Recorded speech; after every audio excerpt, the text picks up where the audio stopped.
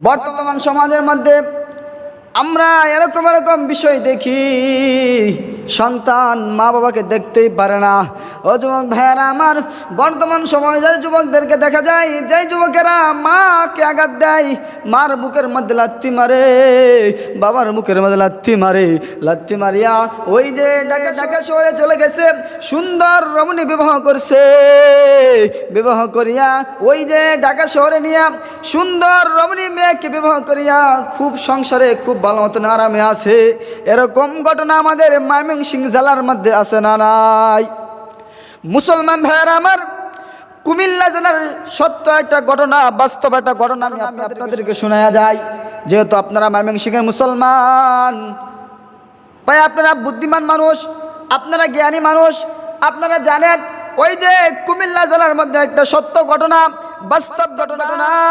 এক আল্লাহর বান্দা রিক্সা চালায়া ভ্যান চালায়া ওই রিক্সা চালায়া সন্তানকে স্কুলে নিয়ে যায়, স্কুল পাস করাইলো, আবার সন্তান মেট্রিক পাস করলো, সন্তানকে এবারে কলেজে ভর্তি করলো, কলেজে লেখাপড়া করলো, কলেজে পড়া শেষ হইলো, আবার ইউনিভার্সিটিতে লেখাপড়া করলো। আবার সন্তান ঢাকা শহরে গিয়া সুন্দর একটা ধনী মেয়েকে বিবাহ করলো। এবার মা বাবা যে রিক্সা চালায়, বাবা গ্রামের মধ্যে রিক্সা চালায়, বাবা ঠিক মতন খাইতেও পারে না, মা অসুস্থ, ওদিক দিয়ে সন্তান ওই যে সুন্দর রমণী বিবাহ করিয়া তার স্ত্রীকে নিয়ে খুবই আরামে আছে। গ্রামের বাড়িতে কি করে, বাবা মা পান্তা ভাতার কাঁচামরিচ খায়। তখন মা বলতেছে, প্রাণের স্বামী হে স্বামী, অনেক দিন যাবত আমার সন্তানকে দেখি না, কত ঈদ যায়, সন্তান তো আমার কাছে আসে না। স্বামী তুমি যাও, ও স্বামী যাও, তুমি ঢাকা শহরে যেয়ে দেখো আমার সন্তানের কি অবস্থা, আমার সন্তানকে একটা নজর দেখে আসো। স্বামী তুমি যাও।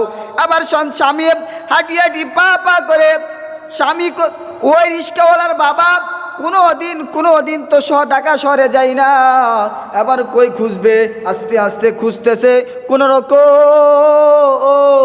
এলাকার প্রতিবেশীর কাছ থেকে খোঁজ খবর নিয়া, কোনোভাবে তার অ্যাড্রেস নিয়ে, তার ঠিকানা নিয়া ওই যে গেল তার বাড়িতে, তার বাসার সামনে গিয়া দেখলো দারোয়ান হাজির। দারোয়ানকে বলতেছে, তোমাদের যে বাসার মালিক আছে, এই মালিকের সাথে আমি দেখা করতে চাই। বলে, তোমাদের বাসার মালিকের সাথে দেখা করতে চাই? বলে, না না না, আমাদের স্যারের সাথে দেখা করা যাবে না, আমাদের স্যার এখন কোটি কোটি টাকার মালিক, আমাদের স্যারের সাথে এখন কথা বলা যাবে না। বলে, যাও ও দারোয়ান, তুমি যাও, গিয়ে বলো গ্রামের বাড়ি থেকে একটা মুরব্বি আসছে, তুমি যাই বলো, তাহলে আসবে। আবার দারোয়ান ওই যে মস্ত বড় অফিসারের কাছে বলে, স্যার গ্রাম থেকে একটা মুরব্বি আসছে আপনার সাথে দেখা করার জন্য, আপনার সাথে সাক্ষাৎ করার জন্য। স্যার আপনার সাথে সাক্ষাৎ করার জন্য মুরব্বি আসছে।